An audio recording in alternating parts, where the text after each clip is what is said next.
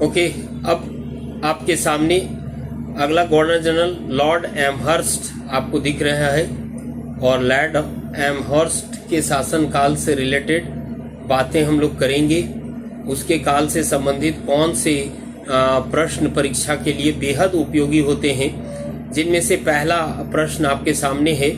इसके काल में प्रथम आंग्ल बर्मा युद्ध हुआ है ना, और जो युद्ध के बाद जो संधि हुई उसको हम लोग यांडबू की संधि कहते हैं। यांडबू की संधि 1826 ईस्वी में हुई थी, इसको याद रखेंगे, ठीक है।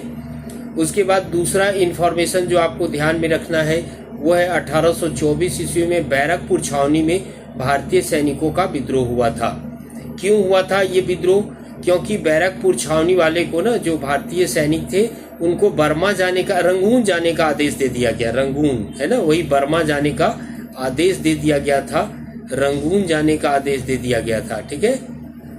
तो उस समय भारत से बाहर विदेश जाने का मतलब लोग धर्म भ्रष्ट होना समझते थे, और जब रंगून जाने का आदेश दे दिया तो इन सैनिकों ने रंगून जाने से मना कर दिया और विरोध कर दिया या विद्रोह कर दिया। ये आपको ध्यान रखना है, ठीक है।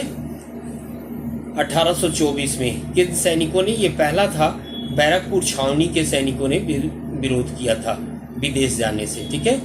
इसके अलावा इनके काल की एक और इन्फॉर्मेशन आपके सामने है, और वो इन्फॉर्मेशन है, आप देख पा रहे होंगे कि इनके काल में 1824 ईस्वी में कोलकाता में गवर्नमेंट ऑफ संस्कृत कॉलेज की स्थापना हुई थी।